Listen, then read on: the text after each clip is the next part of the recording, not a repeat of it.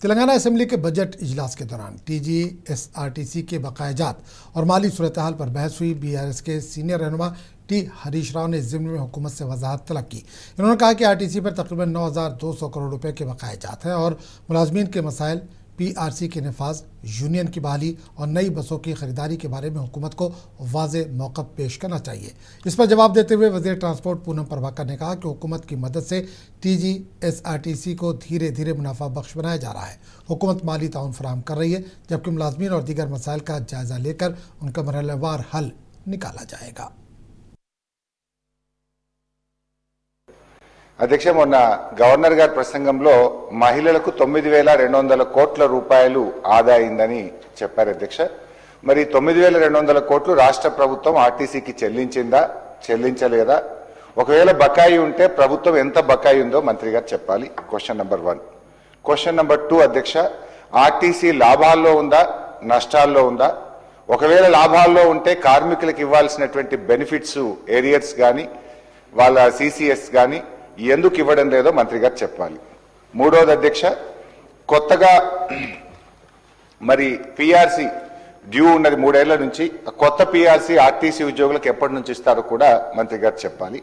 నాలుగోది అధ్యక్ష, కాంగ్రెస్ పార్టీ తన మేనిఫెస్టోలో ఆర్టీసీ యూనియన్ పునరుద్ధరిస్తామని చెప్పి మీరు హామీ ఇచ్చారు. ఎప్పట్లోగా యూనియన్ పునరుద్ధరిస్తారో మంత్రి గారు సూటిగా సమాధానం చెప్పాలి.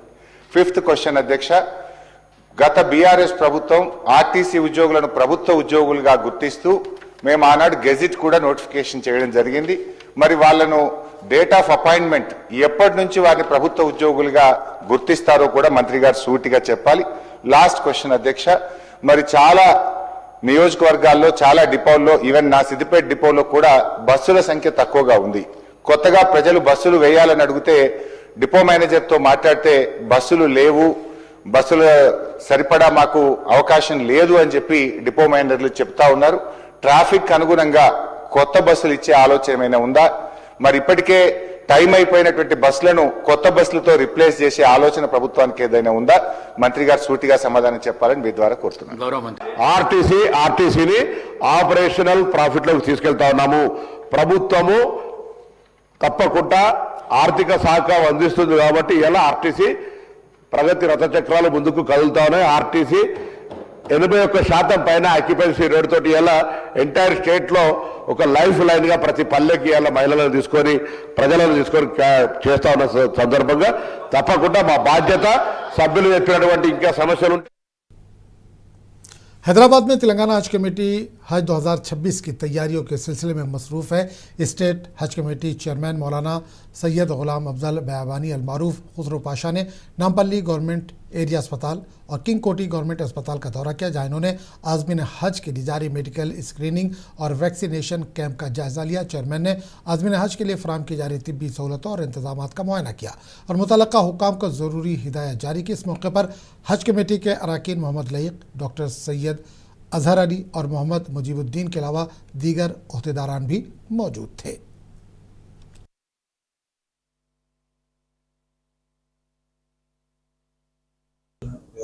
इस साल सऊदी गवर्नमेंट, हुकूमत हिंद, सेंट्रल हज कमेटी, तेलंगाना स्टेट हज कमेटी और हुकूमत तेलंगाना आज़मीन हज का ज़्यादा ख्याल रखा गया है, क्योंकि पिछले सालों में जो हादसात हुए उसके लिए सऊदी गवर्नमेंट ने एक क़ानून लाया कि जो भी आज़मीन आ रहे हैं उनका totally health certificate, health checkup करवाया जाए। अल्हम्दुलिल्लाह वो पूरा हो चुका है। आज वैक्सीनेशन का शुरुआत थी। अल्हम्दुलिल्लाह हैदराबाद में 7 सेंटर बनाए गए हैं, जहां पर रोज़ 100 आज़मीन को वैक्सीनेशन दिया जाएगा, ताकि वहां पर जाने के बाद कोई दूसरे बीमारियां उनको ना लगे। और साथ ही साथ जो प्राइवेट टूर्स वाले हैं उनको भी गवर्नमेंट हॉस्पिटल्स में फ्री में वैक्सीन दिया जा रहा है, और वैक्सीन देने से पहले भी उनको फिर से दोबारा उनको मॉनिटर किया जा रहा है, दोबारा चेक किया जा रहा है, ताकि वहाँ पर जाने के बाद कोई दुश्वारी ना हो। साथ ही साथ मैं तमाम आज़मीन से ख्वाहिश करूँगा कि 2 चीज़ें हैं, अगर सेहत सही रही तो आपका हज सही रहेगा। जाने से पहले गए साल भी तेलंगाना स्टेट हज कमेटी ने हज के लिए पहला कदम रखा था, यानी रोज़ चलने की आदत डालें, वॉकिंग करें और हमारे उलमा इकराम हर जगह पर हज के तरबियती कैंप हो रहे हैं, जिसके अंदर मनासिक हज आपको सिखलाए जा रहे हैं। मेदक जिले में हज सोसाइटी की जानिब से गवर्नमेंट जनरल हॉस्पिटल में अहम प्रोग्राम रखा गया था। यहाँ मुंतखब आज़मीन हज के लिए medical investigation and screening camp का इनेकाद किया गया, जिसमें ज़िला भर से आज़मीन ने बड़ी तादाद में शिरकत की। कैंप के दौरान डॉक्टरों की टीम ने आज़मीन हज के खून के नमूने हासिल किए और सीने का एक्सरे लिया। आज़मीन के दीगर ज़रूरी तिब्बी मुआयने भी किए गए। कैंप के इंतज़ाम में हज सोसाइटी ज़िला मेदक के ज़िम्मेदारान ने भरपूर ताउन दिया।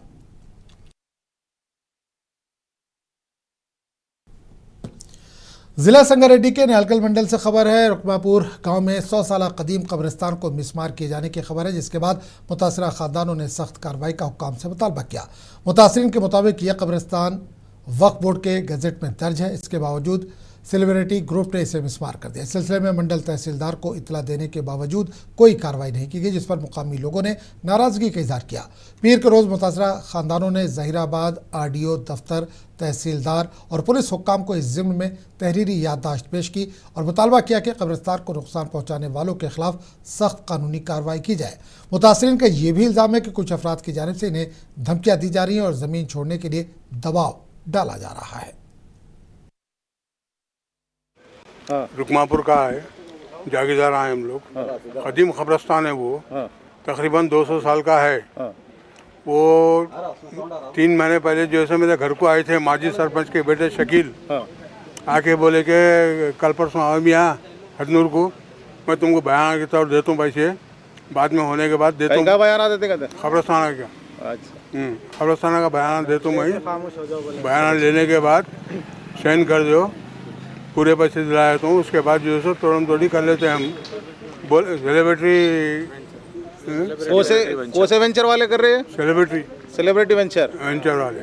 आप लोग दिए क्या उनको? कुछ नहीं दिए, हम दिए भी नहीं। हमारे घर को रात के 1 बजे आया शकील और उनको लेके डबल बेडरूमों को हैदराबाद को कोल्लूर को 1 बजे आए तो हम मेहमान नवाजी करें, हम चाहे वो पिलाए बिठाए। तेलंगाना के वजीर ट्रांसपोर्ट पूनम प्रभाकर ने ऐलान किया है कि रियासत को वाहन सारथी नेशनल पोर्टल से जोड़ दिया गया, जिसके बाद गाड़ी मालिकान को कौमी सतह की ऑनलाइन सहूलतें हासिल होंगी। वजीर ने कहा कि मरकजी हुकूमत ने 2016 में इस हवाले से पॉलिसी मुतारफ़ कराई थी, ताहम अब 2026 में तेलंगाना को भी इस निज़ाम से मरबूत कर दिया गया।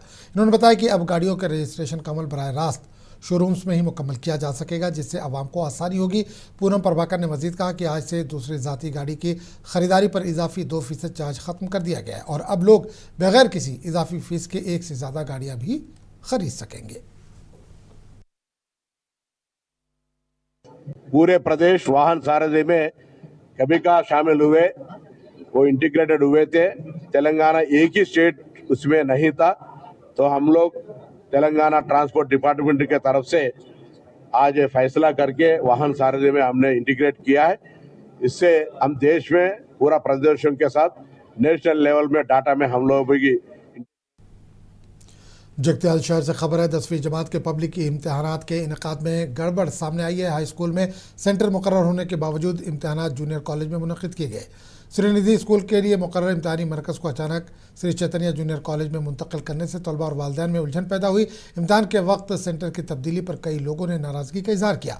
मुंतज़मीन का कहना है कि तब्दीली तलबा की सहूलत के पेश नज़र की गई, ताहम पेशगी इत्तला न होने की वजह से वालिदैन ने मुश्किलात की शिकायत की। इस मामले पर जिला एजुकेशन अफसर रामुलू ने कहा कि जिम्मेदार अफराद के खिलाफ शो कॉज नोटिस जारी की जा रही है और इस वाक़े की मुकम्मल तहकीकात की जाएगी। कांग्रेस के रुकने पार्लियामेंट चावला किरण कुमार रेड्डी ने कहा कि अहम कौमी मामलात पर पार्लियामेंट के अंदर तफसीली बहस होनी चाहिए और फैसले ऐवान से बाहर नहीं होने चाहिए। इन्होंने वज़ीर-ए-आज़म मोदी की जानिब से आला सतही इजलास बुलाने के खैर मकदम किया। Happening decisions have been taken outside the house, outside the high level committee, outside the other political parties. So this we are expecting that some positive. मुतहदा ज़िला आदिलाबाद के इंचार्ज वजीर जोपल्ली कृष्णा राव ने हैदराबाद में IIIT की मौजूदा सूरत हाल पर एक जायज़ा इजलास मुनक़िद किया। इस मौके पर तलबा के एहतजाज, तातीलात के ऐलानात और दीगर उमूर पर तबादला ख्याल किया गया। IIIT KVC प्रोफेसर गोवर्धन और OSD मुरलीदर्शन ने रियासती वज़ीर को कैंपस की मौजूदा सूरत हाल और तलबा के एहतजाज से वाकिफ़ करवाया।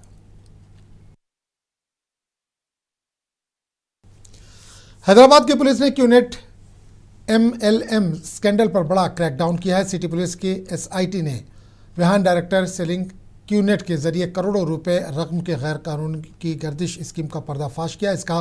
इस कार्रवाई के जरिए पुलिस ने तेलंगाना, आंध्र प्रदेश और कर्नाटक में 32 अफराद को गिरफ्तार कर लिया। बताया जाता है कि धोखाधड़ी करने वालों ने IT मुलाजमीन और नौजवानों को ज़्यादा मुनाफा के झूठे वादों का लालच दिया।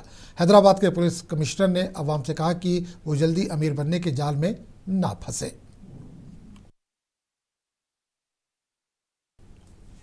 हैदराबाद के नवाई इलाके मिर्चल जिले से खबर है कि सारा पुलिस स्टेशन हुदूद में आए सड़क हादसे में एक शख्स हलाक हो गया। हादसा मुबैना तौर पर कचरा ले जाने वाली लॉरी के ड्राइवर की लापरवाही के बायस पेश आया।